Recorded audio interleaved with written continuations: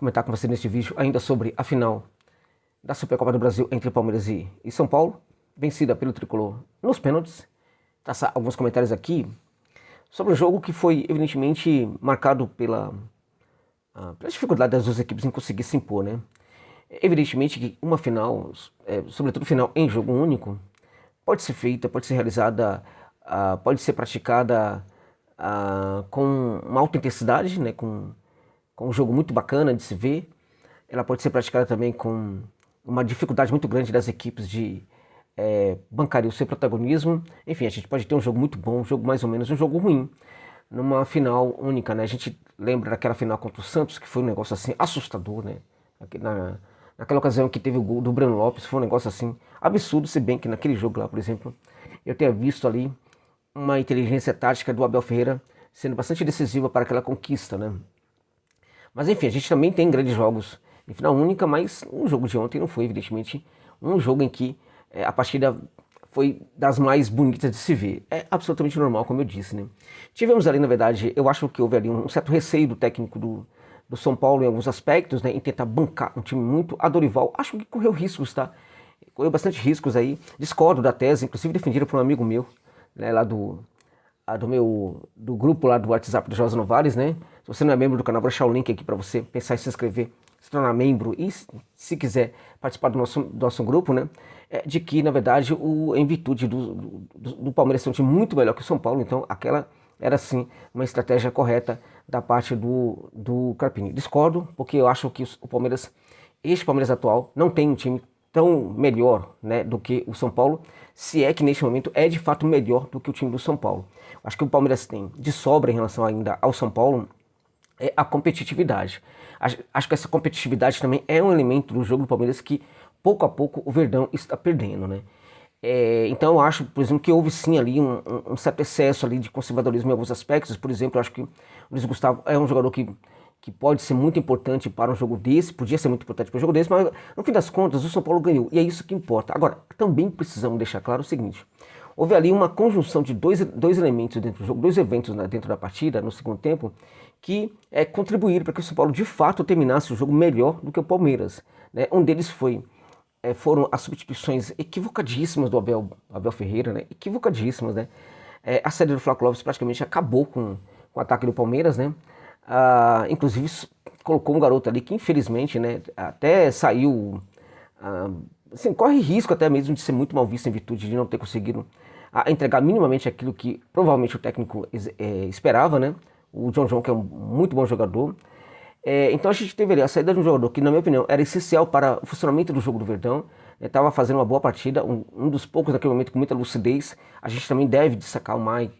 O Mike como jogador que foi importante também para o Palmeiras nessa partida, né? Apesar de que teve um lance na cara do gol que não era gol para se perder, né?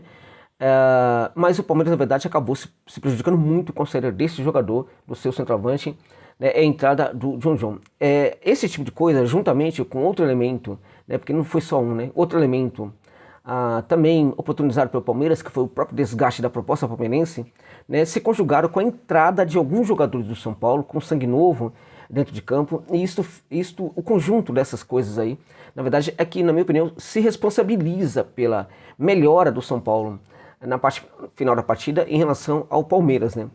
No fim das contas, a gente percebe que o São Paulo tinha muito sangue novo ali no final do jogo, né? Não era mais aquele time muito a Dorival, e foi o time que conseguiu apresentar o melhor futebol. Nós, contudo, não podemos saber, precisamos ser honestos aqui, se esse time manteria sim aquela mesma qualidade de jogo, se esse time com algumas novidades, se de fato ele entrasse ali no começo da partida daquele jeito. Por quê? Porque o São Paulo melhorou, talvez não somente em virtude de ter sangue novo, de ter ali alguns jogadores contratados ali dentro de campo e tal, mas também em virtude do desgaste da equipe palmeirense, né, da proposta palmeirense, e também das substituições equivocadíssimas feitas pelo Abel, que também contribui para que a proposta do Palmeiras se perca, né? Então, no fim das contas, o fato é que o São Paulo conseguiu ganhar. Carpini, a gente pode falar que ele teve sorte de principiante, a gente pode falar também que ele teve muitos acertos, a gente pode falar o que for, mas o fato é que ele é campeão pelo São Paulo. É muito importante para a carreira dele esse título, é muito importante, inclusive, para a consolidação do seu trabalho, é muito importante para que ele consiga ganhar confiança. Agora, até mesmo em virtude desse ganho de confiança, é muito importante não somente que as testagens continuem, né, que testes continuem a serem feitos, como também, num certo momento, né, que em jogos decisivos, que essas testagens, né, consiga fazer com que ele mude essa equipe, né, porque qual o problema do São Paulo ser muito mantido a Dorival Júnior? O grande problema é que fica muito mais previsível. O São Paulo, a Dorival, já é um time pesquisado e estudado, no mínimo, há uma temporada, né? Então, evidentemente, que é uma equipe muito mais fácil, muito mais tranquila para o adversário de conseguir entender quais são os pontos fortes e fracos desse São Paulo, a Dorival, né? Então, evidentemente que o Carpini pode contribuir. Agora, também vamos entender que ele, pelo pouco tempo que ele tem no São Paulo, ele ainda tem o direito de poder se equivocar ou não, poder ser um grande técnico ou não, ser um técnico mais ou menos ou não, ser um técnico fraco ou não, ser um técnico excelente ou não, tá bom, gente? Então tá tudo muito bem, e neste momento, inclusive depois da conquista, fica complicado mesmo a gente fazer muitas críticas, porque as próprias emoções, né, de todos os envolvidos aí ligados à comunidade tricolor, né, não estão tão preparados assim para crítica. Nesse momento querem só elogios, né? Elogios, elogios, elogios. Agora, esses elogios, de fato, eles podem sim ser entregues aí para o São Paulo nessa conquista. Então, parabéns ao Tricolor por essa vitória aí. Falando um pouquinho do jogo, eu diria para você que o Palmeiras tenta se impor muito mais na primeira etapa, consegue também fazer essa imposição até mais ou menos os 20 minutos do segundo tempo, né? O Flaco sai justamente aos 16 minutos e o time começa, na verdade, a demonstrar muita dificuldade. Taticamente, a equipe se perde muito a partir da saída do Flaco Lopes, né? Essa imposição no Palmeiras se dá em virtude de que o São Paulo, ele tenta, na verdade, fazer a tática, praticar a tática ali do contragolpe, né? Fechar o seu campo, fechar os seus espaços defensivos e sair para o contragolpe. Eu vejo, por exemplo, que quando esses contragolpes existiram, apesar de uma ou outra tentativa ali que o São Paulo poderia ter feito gol, mas eu acho, por exemplo, que a defesa do Palmeiras conseguiu ter um bom comportamento em campo, né? Mandou muito bem, o Gomes fez uma partida interessante, acho até que o Rocha não fez uma partida ruim, né? Acho que o Murilo também teve uma partida interessante, ou seja, o Palmeiras defensivamente acho que mandou bem nessa partida aí, né? Os jogadores tiveram um bom desempenho e o Verdão conseguiu ali se defender desses contragolpes do São Paulo. Eu acho que assim, faltou muito para o Palmeiras nessa partida aí, um pouco mais do Rafael Veiga, né? Porque quando o Palmeiras se impunha, quando o Palmeiras chegava ao campo de ataque, evidentemente que o Palmeiras assim, sempre se esbarrava na ausência de variações. Curiosamente, quando a gente fala do Flaco Lopes foi um jogador que ele foi importante também porque ele conseguia baixar um pouquinho, e ao baixar ele sustentava a subida de alguns jogadores, sobretudo pelo lado do campo. Era um jogador que conseguia, por exemplo, chamar a defesa adversária, a preocupação dos defensores adversários, conseguia ali se impor, não era um poste, mas era um jogador referência ali, que permitia não somente o ataque pelo lado esquerdo, como pelo lado direito também, e a chegada de outros meios por dentro, né? Então o Flaco, taticamente, teve um desempenho muito interessante nessa partida. Agora, eu acho que a ausência de uma maior riqueza nas variações táticas do Palmeiras ali no campo de ataque, notadamente no terço final, se devem particularmente a dois jogadores: ao desempenho do Veiga, que não foi realmente dos melhores, e também ao desempenho parco do Rony, que, de novo, não tendo o prestígio excessivo ainda do Rony como titular do Palmeiras. O jogador fez um jogo horroroso, uma partida, de novo, horrível, né? E nada acontece, e evidentemente que tá tudo muito bem, é o queridinho do técnico, e enfim, é assim que o mundo caminha, né? Bem, no São Paulo, a gente teve ali, acho que Nicão, né, o prestigiadíssimo Nicão, continua a ser o Nicão de sempre, né? Então tá tudo muito bem, felizmente sai no segundo tempo. Luciano fazendo muita tentativa, mas se esbarrando às vezes na bola, né? Teve algumas dificuldades ali nessa associação, nessa aproximação com o Calleri, né? Não conseguiu ter um resultado muito interessante, na minha opinião, não. Rato foi um jogador que teve alguns momentos de muito destaque na partida, né? Eu acho que o Pablo Maia foi bem, a Rafinha não foi necessariamente mal, né? E também acho que o Wellington pelo setor esquerdo também não foi muito mal. O curioso é que o Palmeiras não conseguiu arriscar muito pelo lado do campo, algo que seria muito importante para o Palmeiras jogar em cima dos laterais do São Paulo. Não conseguiu. O fato é, o Palmeiras teve mais a bola, o Palmeiras teve mais o jogo, o Palmeiras chegou muito mais à área do São Paulo, o Palmeiras quis no primeiro tempo muito mais fazer esse gol do que o São Paulo, a partir das ações que teve dentro de campo. Evidentemente que o São Paulo também quis fazer o seu gol, né?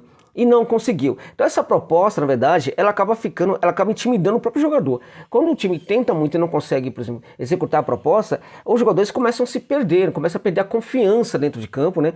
A autoconfiança vai-se embora, e a confiança também no que está acontecendo, ou seja, a confiança do jogador no próprio esquema tático acaba se perdendo pouco a pouco, né? Então, nesse sentido aí, o time fica desgastado, né? O jogador, quando ele chega à frente da área numa primeira vez dentro do jogo, assim, 5 minutos do primeiro tempo, 10 minutos do primeiro tempo, a primeira chegada da equipe, o jogador ele chega com um certo grau de confiança, a segunda, a terceira chegada também. No final da partida, gente, no segundo tempo, aos 15, 20, 30 minutos do segundo tempo, se o time chegou várias vezes e não conseguiu fazer esse gol, o cara chega no ataque com uma confiança menor. Ele já chega acreditando que talvez não vai dar certo aquilo ali. Então a confiança se reduz bastante.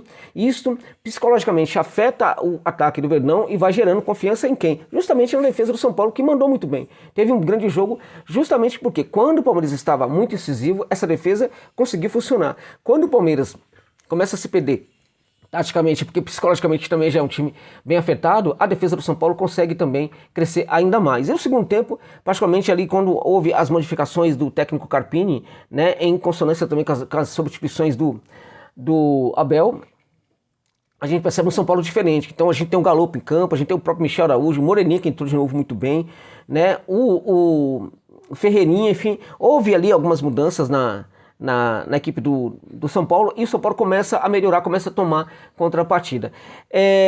Poderia ter feito o gol, evidentemente que seria fantástico se essa conquista viesse através do gol, mas não, aí foram para os pênaltis. Nos pênaltis, gente, nós temos ali dois goleiros que, em teoria, não são dois grandes pegadores de pênaltis, né? Agora, o goleiro do Palmeiras teve muito mais testagem para esse tipo de ação do que o goleiro Everton do Palmeiras. E, na minha opinião, o goleiro do São Paulo ainda não pode ser considerado um goleiro que não é um grande pegador de pênalti. Nesse jogo aí ele conseguiu pegar 2 cobranças, né? E vai conseguindo, né, criar esse perfil de um pegador de pênaltis que vai ficando no lugar de um goleiro que talvez não pegue tanto pênalti assim. No caso do Palmeiras, de novo a gente precisa falar, né? O Everton, ele não consegue pegar uma, é isso, né? Não pega nenhuma.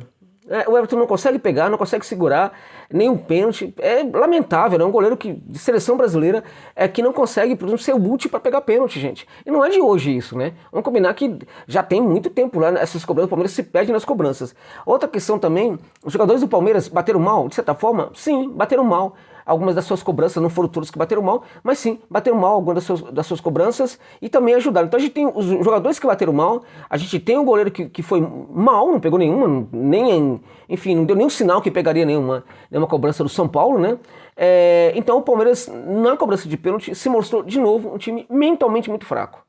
Muito fraco. E de onde vem isso? Provavelmente isso vem do fato de que quando eu tenho eu pratico uma proposta de tentar vencer o jogo, eu não consigo, eu chego muito debilitado psicologicamente na cobrança de pênalti. Uma outra questão em relação a isso é que, queremos ou não, os jogadores do Palmeiras sabem que o time que vem conquistando títulos ultimamente, muito mais do que o adversário, é o Palmeiras. Né? Então o time conquistador, em teoria, queira as pessoas ou não, chega com um favoritismo maior. Pelo menos é essa percepção que o jogador do Palmeiras tem em relação ao seu adversário. Eles falam que não, que o favoritismo está no rival, que não tem favoritismo e tal, mas lá no seu íntimo ele sabe disso. Os jogadores do Palmeiras sabem, né? Há uma obrigação maior pra gente ganhar, porque a gente vem conquistando títulos aí recentemente, né? Então, quando esse time não consegue vencer o adversário e vai para os pênaltis, isso também enfraquece mentalmente o time do Palmeiras. Acho que esse elemento é muito importante pra gente considerar e colocar na análise. Um outro elemento é o seguinte, o goleiro do Palmeiras, existe treinamento para cobrança de pênalti para o goleiro do Palmeiras, porque ele não pega nenhuma. E podemos sim criticar esse goleiro, que é um goleiraço, goleiro de seleção brasileira, que quando acerta todo mundo elogia, e quando não vai bem também tem que ser criticado. Sabe por quê, gente? Porque o grande goleiro é o goleiro que faz, às vezes, aquilo que ninguém espera. O grande goleiro não é aquele que faz o básico, é aquele que faz o inesperado. O grande goleiro também é aquele que, na hora das cobranças dos pênaltis, consegue fazer a diferença. Então, se numa final qualquer, né, numa disputa de pênaltis, esse goleiro não faz a diferença, ok. Mas em várias ele não consegue fazer a diferença, então tem um problema com esse goleiro. né? E acho que tem que olhar bastante para esse ponto. A outra questão, na verdade, é se o Palmeiras de fato está treinando cobrança de pênalti, porque não é possível, né? Então o São Paulo foi merecedor, parabéns ao Tricolor por esse título, sensacional, fantástico, maravilhoso, e é muito importante também para essa caminhada do Carpini agora como técnico de uma equipe grande na carreira dele. São Paulo, até agora, tem um técnico que ainda está no começo do trabalho, mas já ganhou um título. Isso é muito importante para que ele consiga crescer juntamente com esse São Paulo, e o Tricolor mostrando que essa temporada pode ser uma temporada de muitas outras conquistas também, tá bom, gente? É isso.